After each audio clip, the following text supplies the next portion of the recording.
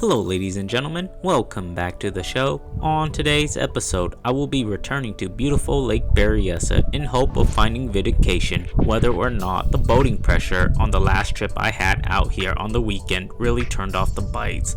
Today, however, I will be targeting strictly channel catfish.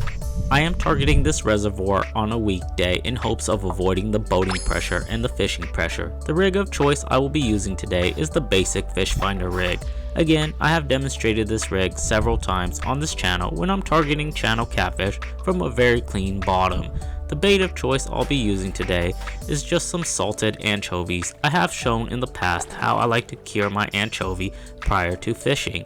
So with that being said, I like to peel the bone out and I like to wrap this neatly around as a parcel of bait by texposing this on a 5/0 wide gap circle hook because I am primarily catch and release fishing. I am not retaining any fishes today. If I were to be retaining catfish, I would use an octopus hook. Afterwards, I'll just use a little bit of miracle thread to wrap this bait tightly around the line and the hook. The reason I do this is in the event there are a lot of shaker channel catfish or white catfish in general, I can save the bait, hence avoiding to have to rebait quite often if there were to be a lot of smaller fishes around. It is early summer now, so there will be a mixed array of fishes available. As for the gear itself, today I am using casting gear. I am using my Whisker Seeker casting series, Luke Nichols Catfish and Carp, and the reason I'm using casting gear today is because there are some potential to hook into some bigger fishes this time of year. However, due to it being early summer, the area I am targeting will have a mixed array of fishes. The key area I'm targeting today is a long point next to a gulch. Again, this time of year, many channel catfish will begin to migrate out of the shallow flats and creeks that they would have traditionally used in the spring to spawn. So therefore, I am tracking these fishes as they make their way out onto the main lake. However, one of the biggest problems I had during the last trip I was out here were the water recreational users and the pleasure boater. The rod on the right hand side ended up getting bit, and for a moment there I thought it was a channel catfish, but as it would turn out, this was one confused largemouth bass. If I didn't capture the bite on the secondary camera and the GoPro camera, I don't think anyone would have believed me that this largemouth bass ended up picking up dead bait off the bottom. This bass somehow managed to pick up the anchovy, and to my pleasant surprise, he did end up getting hooked pretty well. I don't know why this fish decided he wanted to pick up dead bait, but buddy, this is not normal for your species. You are one lucky largemouth bass, my guy. If you were caught in Tennessee, Catfish Dave would have chunked you for bait, and in North Carolina, Dieter Melhorn would have cooked you up in some grease and oil. Alright buddy, you are lucky I am a California hippie. Off you go. The reason I decided to return to this reservoir today was due to my last trip being out here. There were a ton of water recreational users, fishermen, fishing guides, and pleasure boaters. As I tried to rebait the left hand rod due to some turtles getting to it, the rod on the right hand ended up getting bit, but this indeed was a very strange bite. So I picked up the rod and began reeling, and this did not feel like a catfish. Neither did it feel like a white catfish, a channel catfish, or even a bullhead. I kind of figured maybe this might be a pike minnow, and to my pleasant surprise, it indeed was a pike minnow. This time of year, during the early summer period out here in Northern California, an angler can expect to catch a multitude of species. As for this pike minnow, he is one lucky fellow that I don't need bait today. These rough fish species do actually make pretty good catfish bait, however I could never catch them in enough quantity to use as bait for the rest of the day, especially when fishing for catfish in general. So I will let this guy go because I brought plenty of bait already. The rod on the left hand side ended up getting a very strange bite. Somehow this fish wasn't strong enough to pull off of the bait, but somehow was stuck on the bait. For some strange reason, I thought it might be another pike minnow, but when I ended up looking at the rod and the line, it just sat there, so therefore I decided to pick up the rod and see what it is. If I didn't capture this moment on camera, I don't think anyone would have believed me the kind of fish that I ended up catching. This was not a bass, not a catfish, not a pike minnow, not a carp, but indeed was a king salmon. I knew right away from the violent head shake that this was a salmonid species. After this bite, I felt extremely vindicated that due to the boating pressure and the fishing pressure on the last trip I had out here on this reservoir, that indeed it wasn't me, it was just the amount of pressure on the reservoir. The last trip I had out here at this reservoir really made me question myself. As a fisherman, I really take pride in what I do and in what I know about whether or not how these fishes are moving around the reservoir. But on that specific day, due to the fishing pressure, I felt as if I was in the right area, but I wasn't getting the bites I really wanted to get due to the amount of boating pressure and fishing pressure. This was a very nice king salmon, well above 20 inches, and he ended up swallowing the hook, so therefore I will be taking this fish home. Luckily I brought a bait cooler and have some ice in it, so he'll be fine for the rest of the day. He'll stay cold in the bait cooler with the ice and the bait. I wasn't expecting to catch a king salmon today, or a salmonid species, especially with how warm this water is. I don't know what you're doing back here, buddy, but if your fishing community, the salmonid community, saw a catfish fisherman catching you, they would be extremely triggered, and they'll disown you as a king salmon. This fish had ended up swallowing the bait and hook, so therefore I will take him home. I'll show him to you guys real quick before throwing him in the cooler. After getting the left hand rod rebaited and casted out again, it ended up getting bit. I was on my phone, so I was a little bit late to realize that the rod ended up getting bit. So when I finally got to the rod, this fish was on and wasn't going anywhere. It began swimming side to side, letting me know that it is the telltale sign of a white catfish. This fish wasn't big by any metric or standard and was coming in pretty fast, but I was just happy that I finally got a catfish on the board now after catching those first 3 species that weren't even catfish on this catfish bait. As for the bait itself, hopefully those anglers that are still having doubts about the salting of the sardines or anchovy, it's been a well-known secret in the trout fishing community and salmon trolling community, especially these landlocked kings and trout, that it is preferable to salt the anchovies a little bit before hooking them onto a hoochie. However, I have found it to be extremely effective for catfish. I'll show this little guide to you guys real quick, and off you go, little dude. The rod on the right hand side ended up getting an extremely violent bite.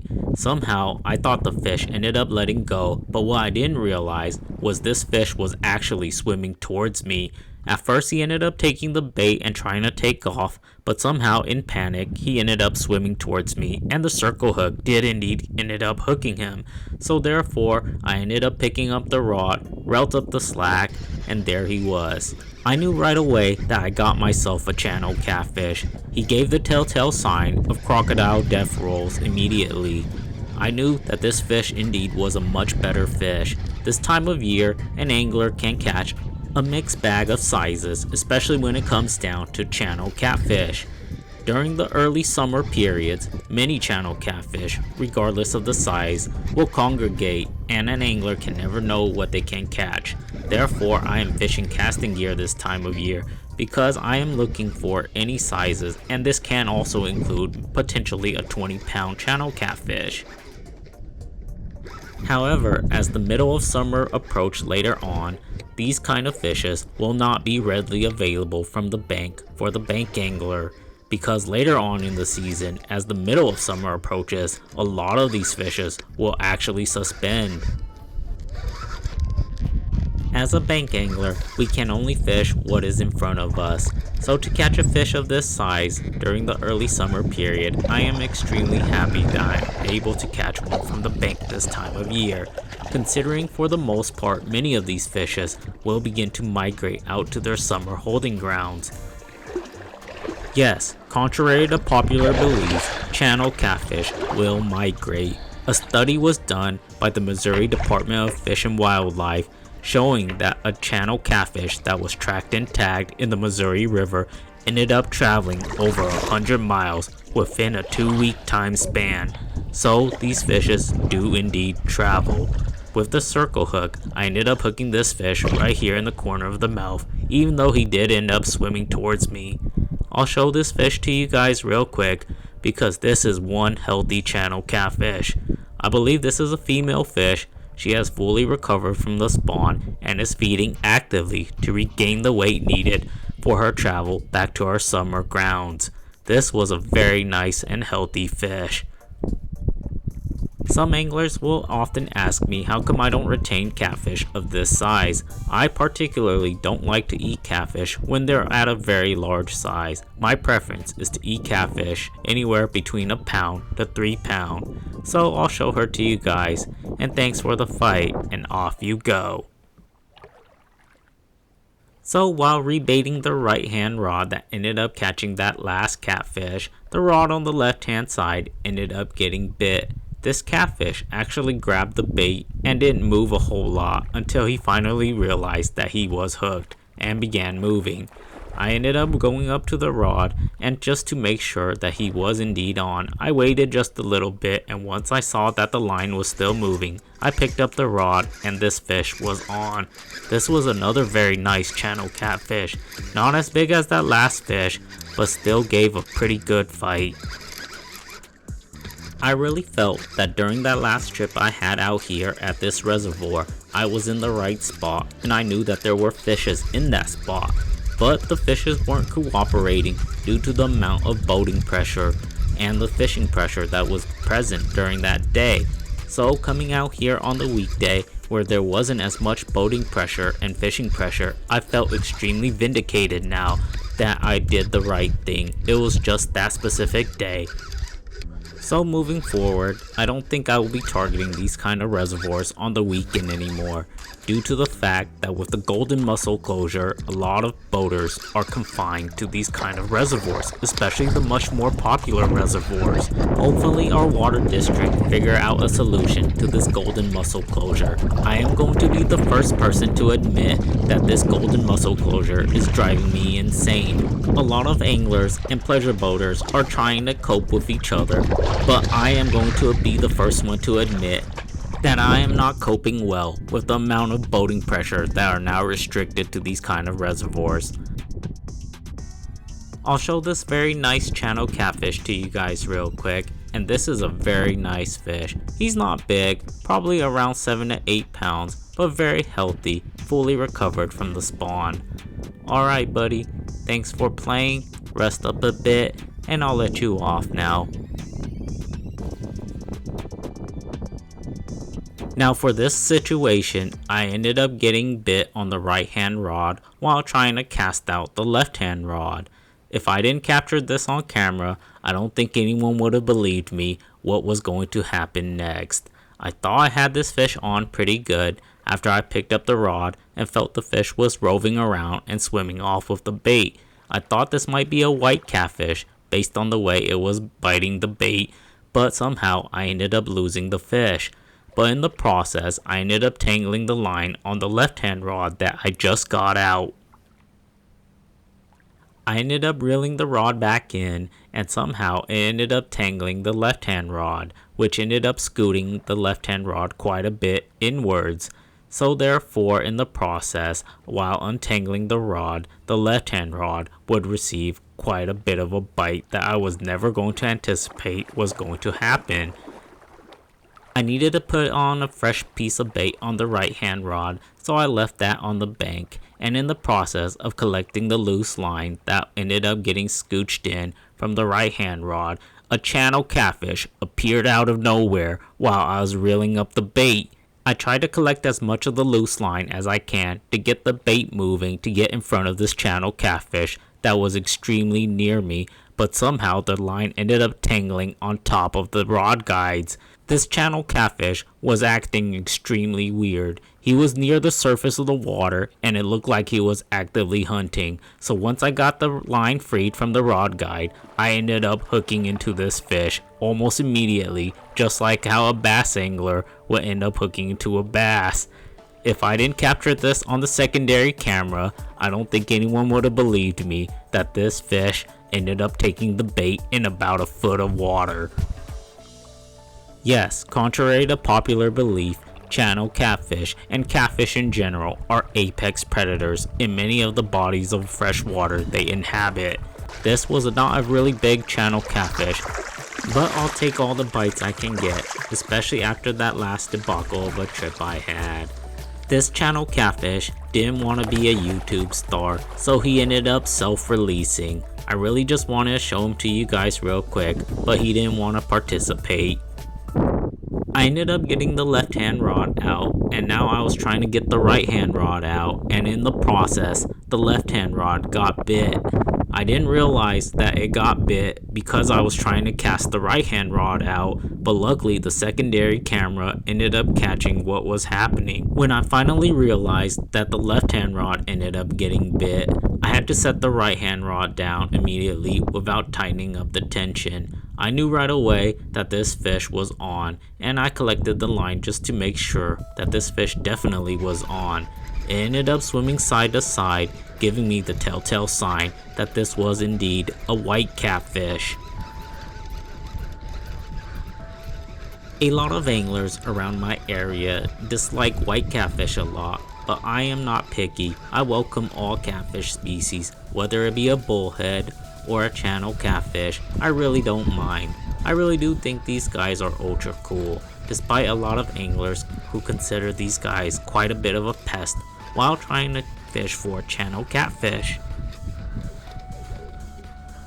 They might not get as big as channel catfish, but they are really fun to fight on light tackle in my opinion.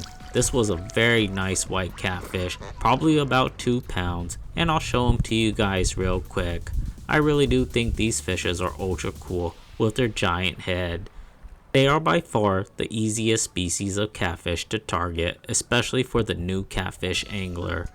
Alright buddy, thanks for playing, off you go. While changing out the battery on the secondary camera and getting things put away, the left hand rod ended up getting bit. This fish was actually quite strange because it ended up picking up the bait and began swimming towards me.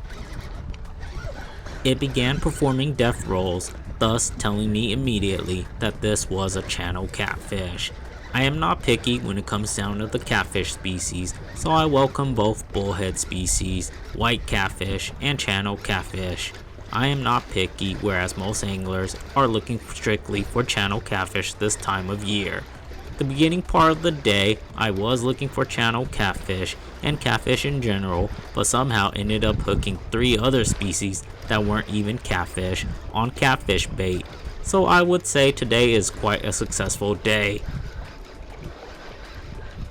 This wasn't a really big channel catfish, but I'll take what I can get. He's probably around 5 to 6 pounds, but he fought very well, especially with this warmer water. So the final topic of the day I want to address is the location. I can't stress about how important location is this time of year. Unlike the spring, what will happen during the summer period is these catfish will begin their migration out toward their normal summer holding grounds. Bait plays an extremely important role in locating these fish. I'll show this very nice channel catfish to you guys real quick before turning him loose. Thanks for playing, bud. Off you go. As for the location, again, as I've mentioned already, I'm targeting a long tapering point that's adjacent to a gulch on my right hand side. These channel catfish will use the bank on this point to target bait such as threadfin shad while moving alongside the edges of the gulch. I ended up getting bit, and I knew right away that this was a much smaller channel catfish.